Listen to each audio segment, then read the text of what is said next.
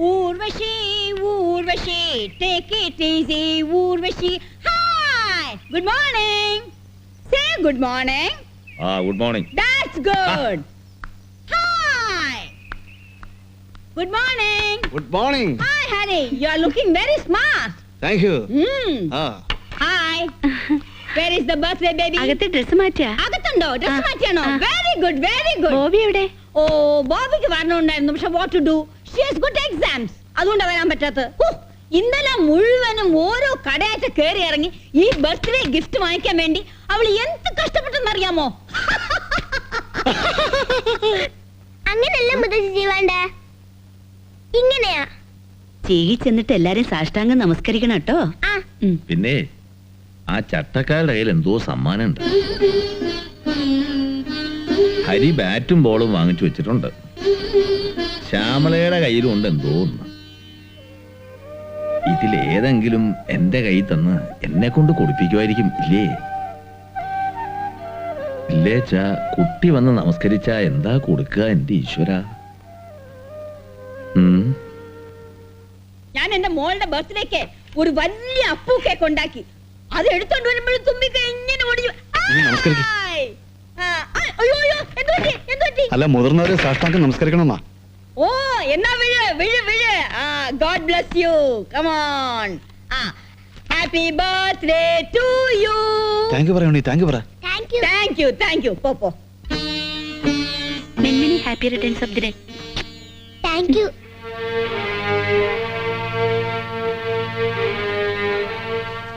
Many happy returns of the day. Thank you daddy. Okay.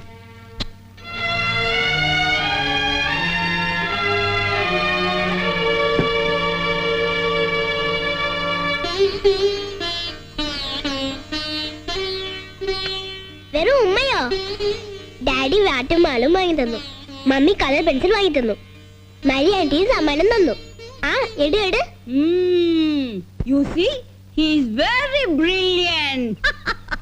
Very good. സമ്മാനം വാങ്ങിച്ചു തരാൻ മുത്തശ്ശന്റെ ഈ പൈസ ഇല്ല മക്കളെ. പൈസയൊക്കെ എവിടെ പോയി? മുത്തശ്ശന്റെ കയ്യില് ഒരുപാട് പൈസ ഉണ്ടായിരുന്നു. പക്ഷേ നിന്റെ ഡാഡിയും വലിയമ്മയും ചെറിയച്ഛനെയും ചെറിയമ്മയും ഒക്കെ വളർത്തി വലിയ ആൾക്കാരാക്കിയപ്പോ കൊറേ പൈസ പോയി. പിന്നെ ഈ വീട് വെക്കാൻ മുത്തശ്ശൻ 1 ലക്ഷം രൂപ കൊടുത്തത് മോനും കണ്ടതല്ലേ? അങ്ങനെ മോന്റെ ഡാഡിയും മമ്മിയും ചെറിയച്ഛനും വലിയമ്മയും ഒക്കെ കൂടി പിഴിഞ്ഞരിച്ചെടുത്തെടുത്ത് മുത്തച്ഛൻ ഇപ്പൊ ശുദ്ധ പാപ്പരായടാ കുട്ടാ. പാപ്പരെന്ന് പറഞ്ഞാ അറിയോ ഉണ്ണിക്ക്? 10 പൈസ പോലും കയ്യിലില്ലാത്ത തെണ്ടി. Excuse me, എനിക്ക് അത്യാവശ്യമായിട്ടൊരു ജോലിയുണ്ട്. ഞാൻ പോയിട്ട് പിന്നെ വരാം. Bye bye. അച്ഛൻ എന്തൊക്കെയാ വിളിച്ചു പറഞ്ഞത്? ഒരക്ഷരം മിണ്ടി പോരുത്. പറഞ്ഞതല്ല പറയിച്ചത് എന്നെ കൊണ്ട്. ഞങ്ങൾ എന്ത് ചെയ്യുന്ന പറയുന്നത്? ഒന്നും ചെയ്തില്ല. കുട്ടി വന്ന് നമസ്കരിച്ചപ്പോ നീ കൊടുത്തുല്ലോ സമ്മാനം. നിന്റെ പെണ്ണും പിള്ളയും കൊടുത്തു. എന്നാൽ അതിലേതേലും ഒന്ന് അച്ഛന്റെ കൊടുത്തിട്ട് അച്ഛനെ കൊണ്ട് കൊടുപ്പിക്കാൻ തോന്നിയോ നിനക്ക്? ഇല്ലാലോ. നിന്റെ കൈ 10 പൈസ ഇല്ലെന്ന് അറിയാലോ നിനക്ക്. കുട്ടിയെ നമസ്കരിക്കാൻ അയച്ചിട്ട് അയൽക്കാരെയും വിളിച്ചു വരുത്തി അവരുടെ മുമ്പിൽ വെച്ച് പരിഹസിക്കണു. നീ എന്നെയാണോ ഞാൻ നിന്നെയാണോ പരിഹസിച്ചത്? പറടാ, പറ.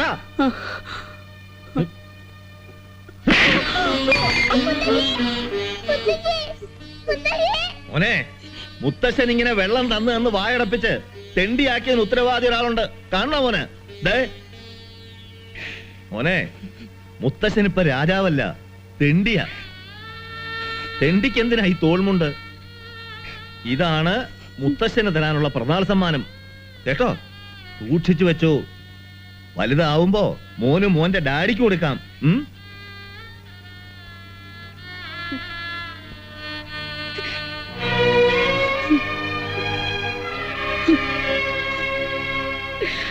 ഏട്ടൻ ഫോൺ ചെയ്തപ്പോഴേ എനിക്ക് തോന്നി അച്ഛൻ എന്തെങ്കിലും പ്രശ്നം ഉണ്ടാക്കിയിട്ടുണ്ടാവുമെന്ന്. ഏതായാലും പിറന്നാൾ ഞങ്ങൾ വരാനും നന്നായി. ആരോട് എന്താ പറയണ്ടെന്ന് ഒരു ഔചിത്യം ഇല്ലേ അച്ഛന്? രാധികയെ പെണ്ണ് കാണാൻ ഗോപിയേട്ടന്റെ MD വന്ന അന്ന് എന്തൊക്കെ പ്രശ്നങ്ങൾ ഉണ്ടാക്കിയെന്നറിയോ? ഞങ്ങൾ അങ്ങ് ചമ്മിപ്പോയി. ഞങ്ങള് വാങ്ങിയ പൈസയും ചോദിച്ച് വീട്ടിൽ വന്ന് എന്തൊക്കെയാ പറഞ്ഞെന്നറിയോ? ഞാനായതുകൊണ്ട് കമാന്നൊരക്ഷരം വേണ്ടിയില്ല. വേറെ വല്ല മരുമക്കളും ആയിരുന്നെങ്കിൽ എന്തായാലും ഇനി ഇങ്ങനെ തുടരാൻ ഞങ്ങൾക്ക് ബുദ്ധിമുട്ടാണ്. മനസ്സിലിങ്ങനെ ഓരോ കോംപ്ലക്സും വെച്ച് തൊട്ടതിനും പിടിച്ചവനൊക്കെ അച്ഛൻ ഇങ്ങനെ തുടങ്ങിയാലോ? ഞാനൊരു കാര്യം പറയട്ടെ, രണ്ടാളെയും ഏതെങ്കിലും വൃദ്ധസദനത്തിലാക്കുക. മാസാമാസം ചെലവിനുള്ളത് അങ്ങ് ഏൽപ്പിച്ചു കൊടുത്താൽ മതിയല്ലോ. ഏയ് അത് വേണ്ട, നാട്ടിൽ അറിഞ്ഞ മോശമാ, നമ്മൾ നടതള്ളിയാന്ന് പറയും. പിന്നൊരു വഴിയേ ഉള്ളൂ. ശക്തിയും ശിവനും ഒന്നിച്ച് നിൽക്കുന്നോണ്ടാ ഈ പ്രശ്നമൊക്കെ. രണ്ടാളെയും രണ്ട് സ്ഥലത്താക്കിയാലോ? എന്നുവെച്ചാ രണ്ടുപേരും കൂടി അങ്ങോട്ടും ഇങ്ങോട്ടും മാറി മാറി നിൽക്കുന്നതിൽ നല്ലത് രണ്ടുപേരും രണ്ടിടത്ത് സ്ഥിരമായി നിൽക്കട്ടെ. അമ്മയെ ഞാൻ കൊണ്ടുപോയിക്കോളാം, അച്ഛനോട് എന്നോട്ടെ.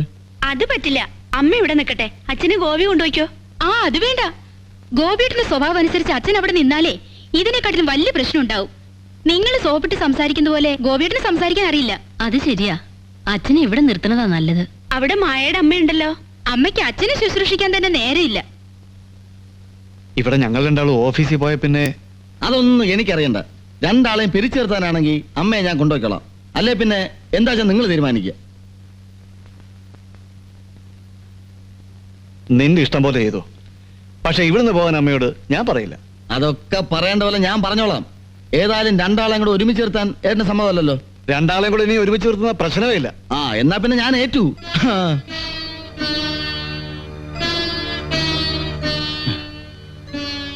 രണ്ടുപേരും കൂടി ഒരുമിച്ച് നിൽക്കുമ്പോഴാ ഈ പ്രശ്നമൊക്കെ. പെട്ടിയും തൂക്കി ഇനി ആഴ്ചയിൽ അങ്ങോട്ടും ഇങ്ങോട്ടും നടക്കണ്ട. അച്ഛൻ ഇവിടെ നിൽക്കട്ടെ, അമ്മ എൻ്റെ കൂടെ പോരെ. അച്ഛനോടൊന്ന് ചോദിക്കാതെ. എന്തിനാ ചോദിക്കണേ? ഇനി അടികൊള്ളാനാ? കുറച്ചാള് മാറിയെന്നാലേ അമ്മയുടെ വില എന്താണെന്ന് അച്ഛൻ അറിയൂ. അമ്മ ഇവിടെ ഉണ്ടെങ്കിൽ അച്ഛനെ വീടിനകത്ത് കയറ്റില്ലെന്നാ ഏട്ടൻ പറയണേ. ചെല്ലേ, എന്തെങ്കിലും എടുക്കാനുണ്ടെങ്കിൽ എടുത്തോ.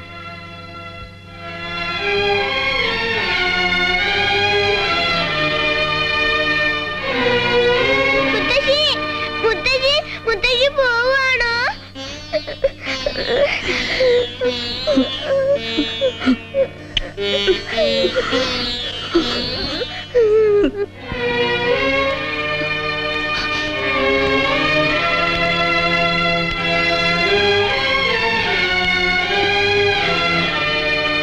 നീ എന്താ ഒറ്റയ്ക്ക് വിടിരിക്കണേ?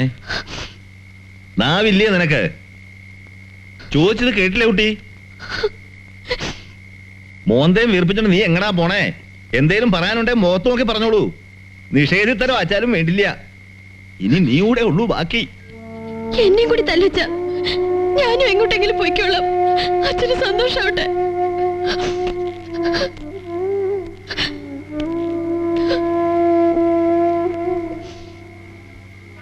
എങ്ങനെ മനസ്സ് വന്നു വെച്ച അമ്മയെ തല്ലാൻ?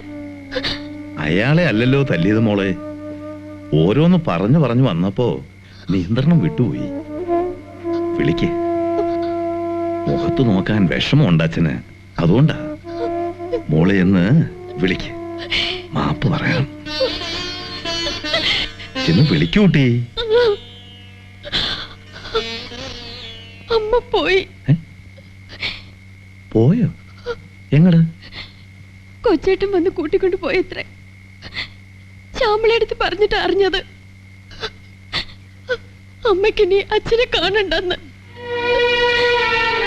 അച്ഛൻ അങ്ങോട്ട് ചെല്ലണ്ടെന്നാ പറഞ്ഞിരിക്കണേ. അവിടെയെങ്കിലും ഇത്തിരി സ്വസ്ഥത കിട്ടിക്കോട്ടെ എന്ന്.